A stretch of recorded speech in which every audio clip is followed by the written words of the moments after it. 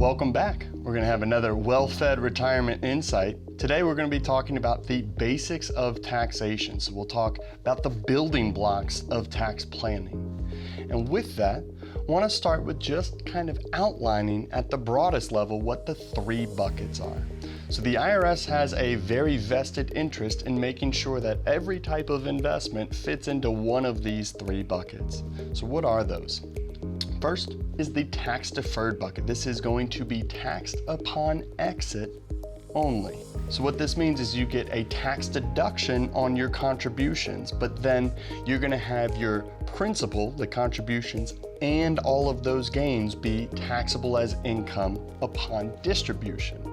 What this means is that your compounding growth, you're going to have this nice account balance, but part of that is money that we are just shepherding for the IRS, right? So you're compounding your share, but you're also compounding the IRS's share.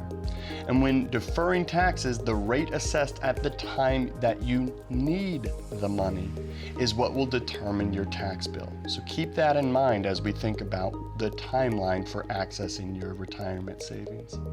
The next is the taxable bucket. So this would be taxed either annually or upon each transfer, but this is looking at after-tax principal with taxable gains. But if you have a short-term hold on that, a short-term capital gain is going to be the same as your top marginal income tax bracket. And a long-term capital gain is going to be something in the realm of 0 to 15 or 20%, so much more favorable rates there. But investments that do not get preferential tax treatment have to overcome tax drag, or the erosive effect on the compound interest that paying taxes more frequently, whether annually or on each transfer, is going to have on the performance there. Then the third is the tax-free bucket, and really what we're talking about is the distributions being tax-free, because this still is taxed, but it's upon entry that we would pay tax here. So this is funded with after-tax contributions. We do not get a deduction on our 1040 in the current year, but it can earn what we call never taxed gains. So what this means is that you paid tax on the seeds, you're able to grow that and take a tax-free harvest where 100% of the distribution would not be taxable. And this is really great because the IRS heavily restricts the opportunities to fund the tax-free bucket, because tax-deferred accounts are what give the politicians in the future the opportunity for additional tax revenues and expenditure. So with these, we look at the preferred. When we talk about qualified money, it's talking about monies that qualify for preferential tax treatment, taxed either one time on the way in or one time on the way out of the account. So what triggers taxation? Well, again, it would be withdrawals on traditional TSPs or traditional IRAs. It could be gains when we're talking about the annually taxed accounts, such as a CD or a money market account. We'd be talking about the transfers on non-qualified accounts, so stocks, mutual funds. You got to be careful there, because short-term, you pay income tax rates, so under a year.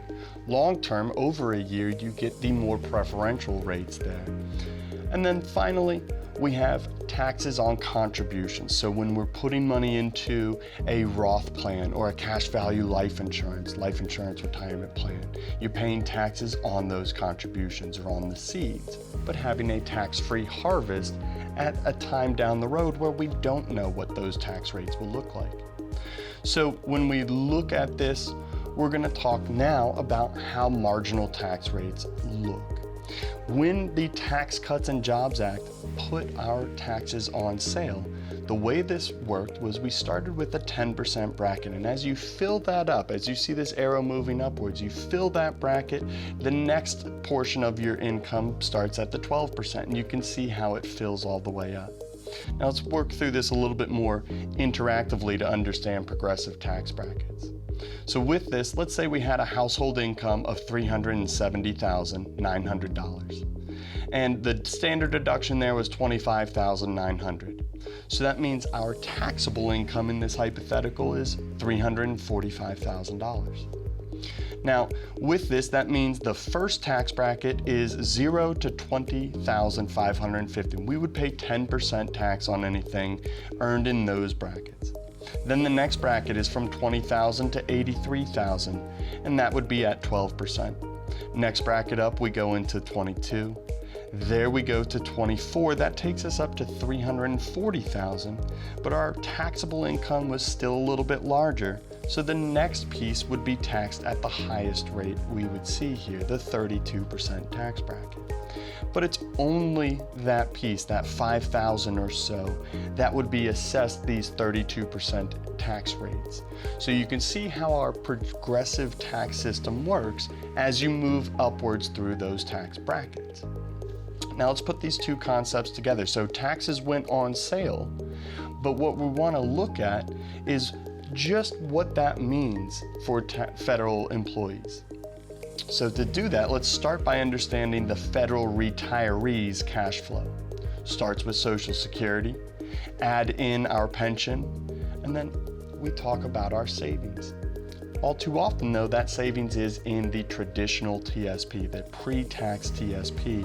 And when we talk about your cash flow in retirement, replacing 80% of your salary, what we have to understand is that the combination of these taxable income streams, replacing 80% of your salary, means you are likely not going to experience the drop of, 2-3 tax brackets that people in the private sector, people who aren't blessed to have a pension, who are forced with the reality that they're going to replace less than 80% of their salary in their retirement years, they were expecting to have those drops, and those are not drops that we see playing out in the federal retiree space nearly as much.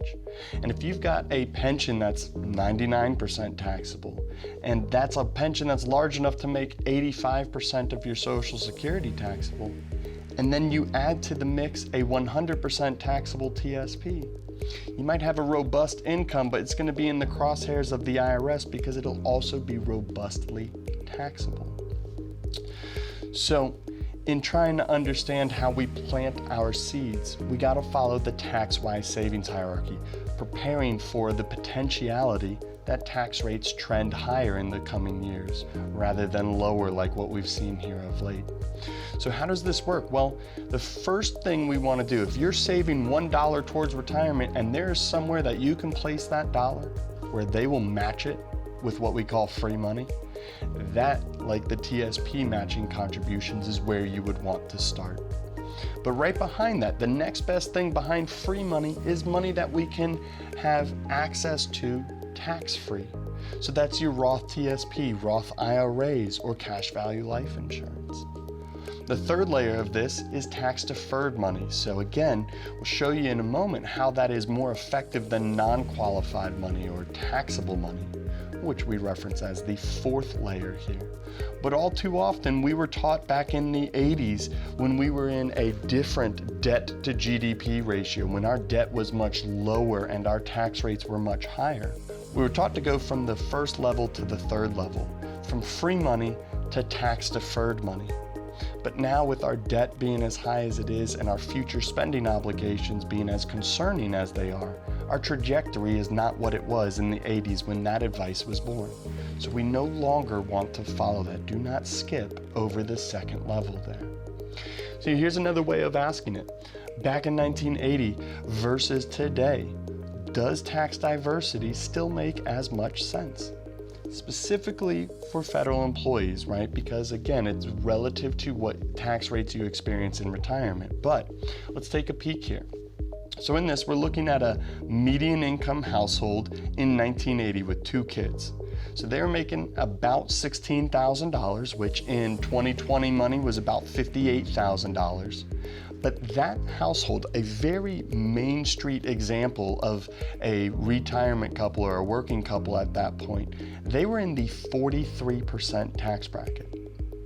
Today, median income household is a family with 2 kids earning about $68,000. How does our tax rate today compare? Well, you can see at 12%, we have much, much more favorable rates today. Now, for a lot of federal employees, we might see ourselves in a slightly higher level than that, thankfully, with the federal salaries, but watch this comparison. In 1980, That household that was paying 43% during their working years was anticipating the reality that they would retire onto a lower income, and the likely retirement tax bracket for a median income household in 1980 was only 15% in retirement. Versus 2022, what we see is median income households in retirement do not see a different tax rate. It stayed at 12%. And so for federal employees, it might be 22% to start, but it often stays there when we preserve 80% plus of our working salary. So if there's no tax relief being anticipated today, and tax rates down the road are more concerning, does tax deferral still make as much sense? It's a tough question to answer. And if we look at the capital gains rates, you see the same thing play out. Capital gains rates then, 1980, 28%. It made sense that you were looking to get that into tax deferral. Today though, you have 0% for a median income household. Higher earners might pay 15 or 20% capital gains, but those are still pretty favorable rates compared to what a median income household was paying just on their working salary back in 1980.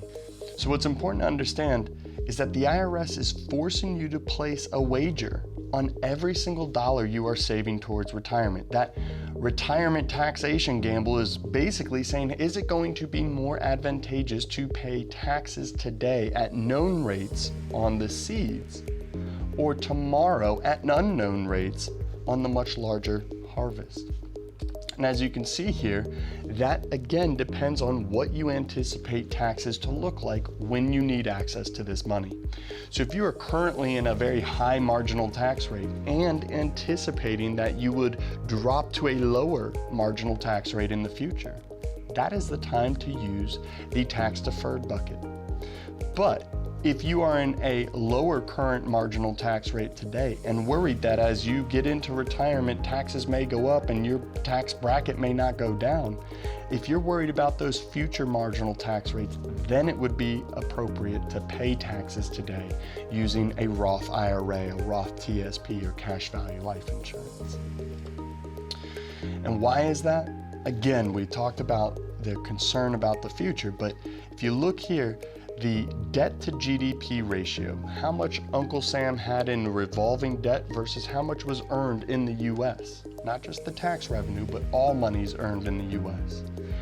This ratio is projected to become far and away the worst it has ever been over the coming decades as our population ages, as interest rates increase the cost of our existing debt, and as our entitlement programs, Medicare, Medicaid, Social Security, require larger and larger annual expenditures. So it is critical that you consider that when weighing where you put your money. So to help put that in perspective, let's wrap this up looking at a taxable versus a tax-deferred versus a after-tax or tax-free investment. So in this first one, we're putting $20,000 a year to work. We're assuming it earns 7%, and the tax rates at the time we put the money to work and at the time we take it out, contributions and withdrawals, 22% in both, so no change over the course of our investment here. As one might expect, the taxable bucket had the weakest performance. The tax-deferred bucket had the largest looking account, but at the end of the day, the tax-free bucket and tax-deferred bucket all ran out at the same exact point. Now, what you can see is that the annual after-tax withdrawal between the tax-deferred bucket and the tax-free bucket was $42,097. It's the exact same. But both of those beat the taxable bucket, you can see there, by almost $7,000. Now, let's play this same example out where we're looking at tax rates that change. And what I did here is I went from our current tax rates to the tax rates a median income household saw in 1980.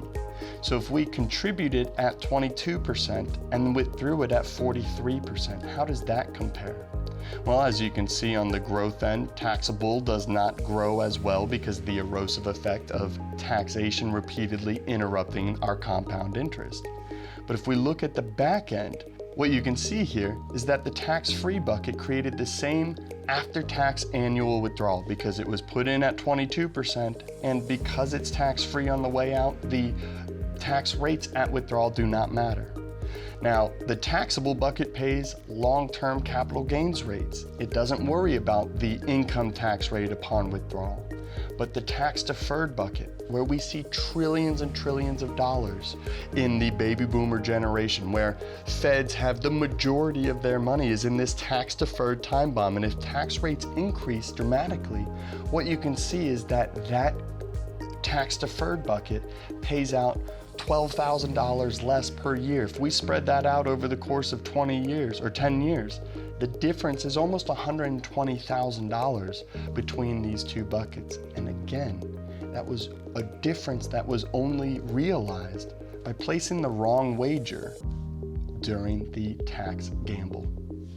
So with that, guys, it is absolutely critical that you understand the building blocks of taxation and how that might impact your retirement so that you can do some tax planning. And if you'd like some help, we'd be more than happy to talk with you about that further.